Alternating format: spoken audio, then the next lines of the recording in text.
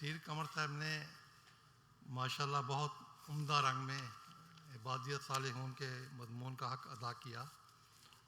آپ نے ایک واقعہ انڈونیشیا کا بھی ذکر کیا، حضرت مولانا رحمت علی صاحب جو وہاں کے ہمارے پہلے مبلغ تھے، وہ آگ والا واقعہ۔ جب حضرت خدمت موسی رابع رحمہ اللہ تعالیٰ انڈونیشیا دورہ پر تشریف لے گئے تو حضور اپنے سفر کے دوران اس جگہ بھی پہنچے جہاں یہ واقعہ ہوا تھا، رات وہاں قیام تھا۔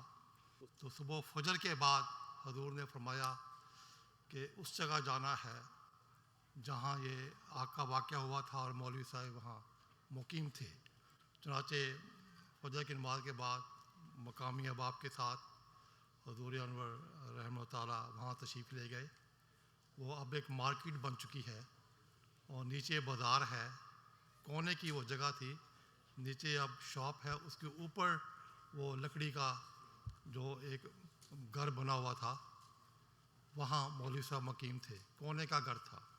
تو وہاں کے احباب جماعت نے بتایا، حضور وہاں کھڑے تھے، کہ اس طرف سے بائیں طرف سے آگ لگنی شروع ہوئی تھی، ساری دکانیں جو بھی یہاں اس وقت بنا ہوا تھا ان کو جلاتے جلاتے یہ گھر تھا اوپر مولوی صاحب کا، یہاں تک پہنچی، لکڑی کا گھر تھا، اور اس کو گھر کو اس کی جو آگ کی لپٹیں تھی وہ چھو رہی تھیں، کسی لمحے بھی وہ جل سکتا تھا، لیکن مولوی صاحب اندر بیٹھے ہوئے تھے۔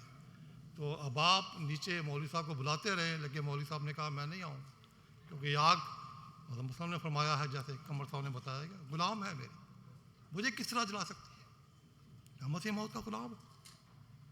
تو جو کہتے ہیں، جو بیان کرنے والے بیان کرتے ہیں کہ ہم نے اپنے آنکھوں سے دیکھا کہ کسی بادل کا نام و نشان نہیں تھا، اچانک کہیں سے ایک بادل کا ٹکڑا آیا، بالکل اوپر آیا اور برسنا شروع ہو گیا، اور جو آگ کی لپٹیں اس کو چھو رہی تھی وہ آگ ختم ہو گئی، بارش نے اس کو ختم کر دیا، اور مولوی صاحب باہر نہیں آئے۔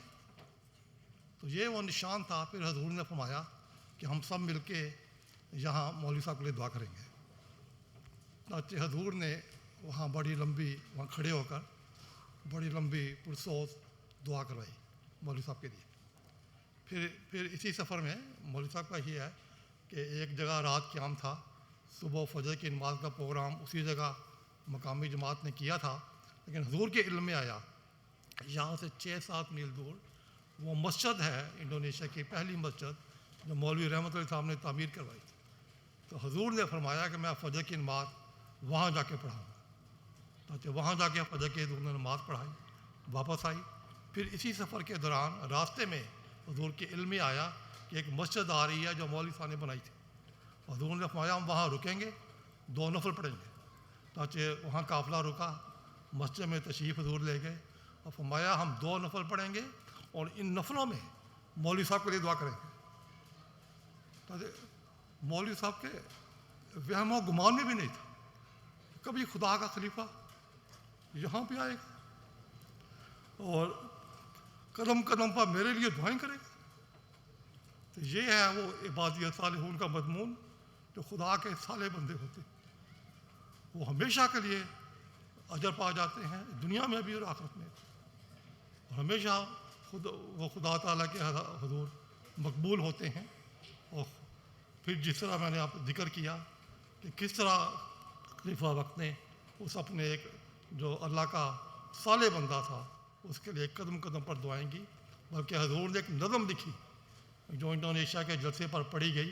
اس نظم کا جو مضمون تھا وہ یہ تھا کہ جس طرح یہ مولوی رحمت علی صاحب ایک فرشتہ تھے، خدا کے صالح بندے تھے، ایک ولی اللہ تھے، ایک نیک تھے، ویسی ہی ساری جماعت پیدا کر گیا۔ ساری جماعت بھی اسی طرح نیک ہے، متقی ہے، صالح ہے۔ تو نظم کا مضمون یہ تھا کہ جیسے وہ خود فرشتہ تھا، ایک فرشتوں کی جماعت پیدا کر گیا۔ تو اللہ کے جو صالح بندے ہوتے ہیں وہ ہمیشہ دنیا میں بھی اور اپنی زندگی گزارنے کے بعد بھی خدا تعالیٰ کے ہاں مقبول رہتے ہیں، اور ان کے لیے ہر کوئی انہیں دعاؤں میں بھی یاد رکھتا ہے، ان کے لیے دعائیں بھی کی جاتی ہیں۔ جزاکم اللہ، احسن الجزا، ماشاء اللہ بڑا اچھا